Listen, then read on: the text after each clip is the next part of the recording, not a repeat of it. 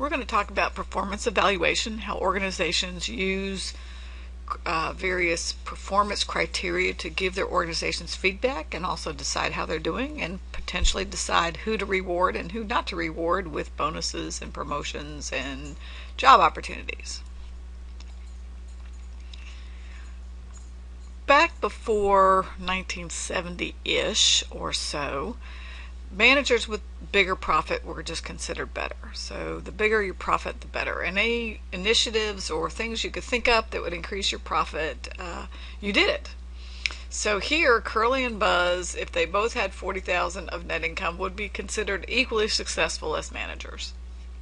So if you approached these two managers and you told them, if you invest $1,000, I can get your income up by another whatever increment, they probably would both be interested. That started to get to be a problem in the 1970s because interest rates skyrocketed. So the cost of carrying assets got very expensive. So in some cases it was more expensive to carry the asset than the profits that asset could generate. So we sort of left the bigger profits are better era, and we entered the next era, which I call the return on assets era. In the return on assets era, we were sensitive to how many assets you had under your control that generated the profits. So here Curly and Buzz, even though they have the same profits, have very different levels of assets that they are holding hostage in service of generating those profits. Profits are good, but profits that tie up a lot of assets to generate are not as interesting as profits that can be generated on a lower asset base because assets are expensive. And so Curly here would be seen as less effective than Buzz. The return on assets would be net income over operating assets. Curly would be generating only a 1% return on assets, and Buzz would be generating a 10% return on assets. What happens when you start evaluating managers based on return on assets is they start getting a little bit fussier about which projects they agree to take on. So if a customer calls with a new project and they would sit down and evaluate it and see whether or not it would increase their average return on assets, and if it wouldn't, they would decline it. So let's look at a project here. Let's say that there's a new project that's expected to generate $15,000 in expected profits, and it's going to require a $375,000 investment. So the project is going to generate a 4% return. Buzz would look at that and say, I'm not interested because it's going to lower my return on assets, and my bonus at the end of the year is based on having a high return on assets. So that will lower my bonus. I'm not interested. Curly, however, would be very excited to have it. Why? Because it will increase his return on asset because he's only making 4%. So if he takes on 1%, if he takes on a 4% project, that 1% is going to be averaged up. When I was working for a large manufacturing firm, we had 90 plants in the U.S. and we would evaluate them based on their return on assets. In fact, we would sort them in Excel from highest to lowest. And we would report the top 10 and the bottom 10 to management every period. So the top 10 were called the Hall of Fame and the bottom 10 were the Hall of Shame. And so if you were in the Hall of Fame, you didn't want to take on any projects that were going to get you off that top 10 list. So you were very picky. You only cherry picked the very best projects and agreed to take them. Other projects, you would just give them to other managers. Say, hey, I've got a new customer that's interested. You can have my customer. Because that wasn't going to be a highly profitable customer. Now the folks at the bottom, they were thrilled to have any customers. Bring me all your projects. I've got a negative return on assets. Anything is an improvement. So what happened was the very best talent you had was declining projects, and the worst or the newest project managers you have were taking on every project you had. So the managers that were best able to handle growth weren't taking any, and the ones that were the weakest were taking all your growth. So it was a bad strategy to reward folks based on the size of the return on assets. So that meant that the return on asset era ended, and the new era was the residual income era.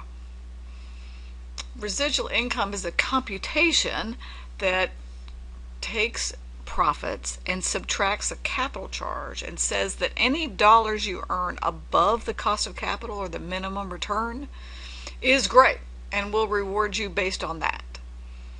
Oh, okay. So here below, we've calculated the residual income for Curly and Buzz. What did we do? We took their net income. We reduced that net income by a capital charge, and the capital charge is based on some minimum return. And here we've said that minimum return is 6%, so they would get, and I've just threw that out. There was no way for you to know what that was before I gave it to you. So we charged both of them 6% of assets, so 4 million times 6% gives you the 240,000, and 400,000 times the 6% gives you the 24. And so Curly's got a negative residual income and Buzz has a positive residual income. So let's interpret that. A negative residual income doesn't mean that they were unprofitable. Curly made money. Curly had a $40,000 net income. They were profitable, but they weren't profitable enough to cover the 6% required return. So they made below the 6% required return. So anytime a manager earns below the required return, they're going to have a negative residual income. Buzz, however, earned more than the 6% required. And so how much above this required did he earn? $16,000. And so we can reward Buzz based on having earned more than the required return on capital. Now, if we've got residual income as the measure of profits, and this new project that we have here, the potential project that was going to earn $15,000 and cost an investment of $375, neither manager is going to be interested in this project. Why not? Because it doesn't meet the required rate of return. So they're going to get charged 6% for that investment of $375, but they're only going to earn 4%. So it's going to reduce their residual income and they're not going to be interested in it. Now, residual income, or economic value added, which is the copyrighted version of residual income from Stearns and Stewart, that worked fairly well until people started to game the system. They started to realize that, why don't I sell off assets and lease them? Oh, okay. So now all of a sudden there was all this divesting going on and people were leasing assets back, and actually they were perhaps paying more to have them leased back, but they weren't getting the capital charge. And so there was some gaming of the system, and the accounting community finally figured out that any one measure, whether it's profits or return on assets or residual income, is going to be over optimized at the expense of other parts of the business.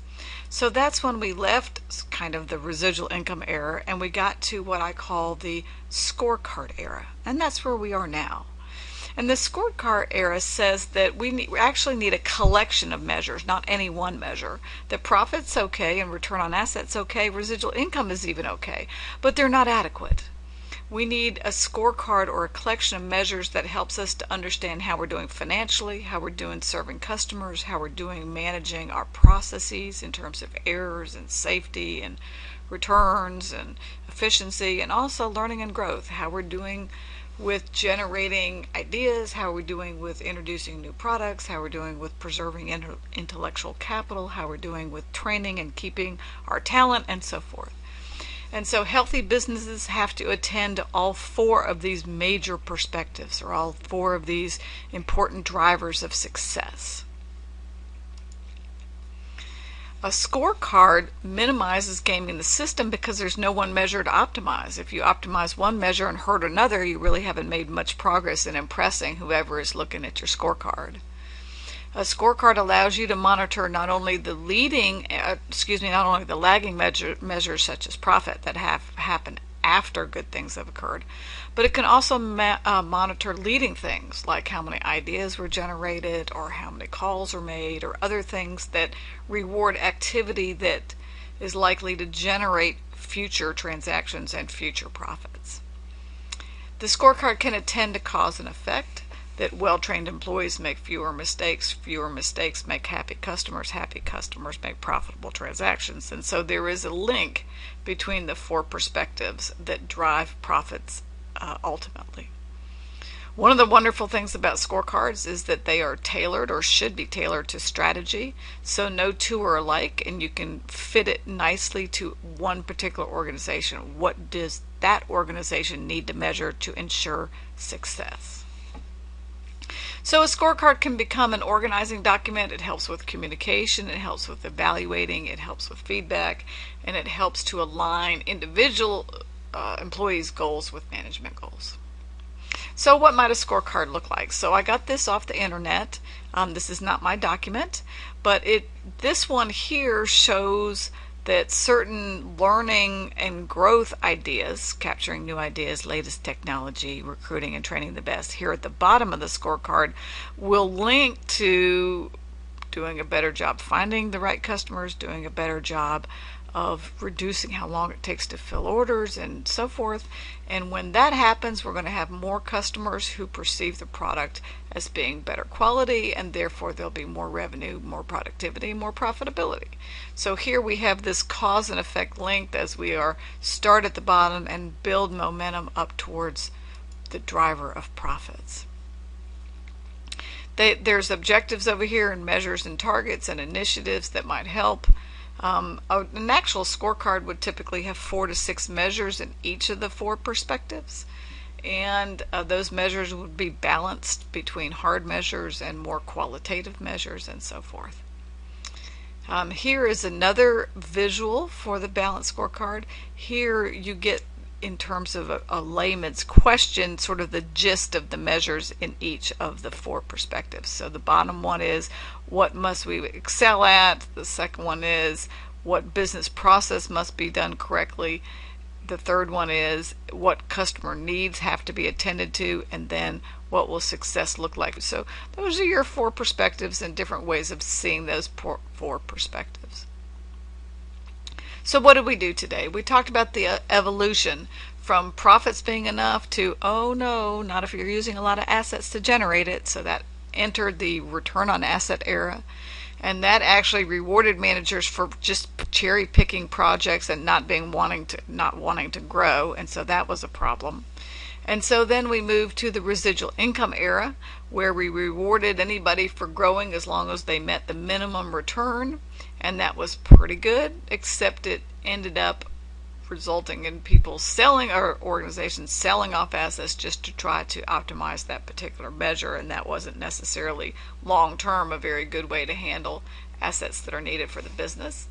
And so we're kind of in the scorecard era now, that no one measure can align goals and really give you a feel for how well they're performing, that we need an array of measures, and the one that's discussed in your book that I presented to you was Kaplan and Norton's 4 perspective measures. There are other scorecards that are worthy. There are scorecards that think there are 5 perspectives or 6 perspectives, that there should be one, for instance, for environment, or one for vendors. And it's not necessary for us to debate the perfect scorecard, but just that scorecards is sort of where we think as professionals now measurements need to be, and performance needs to be based on an array of measures and not a single one.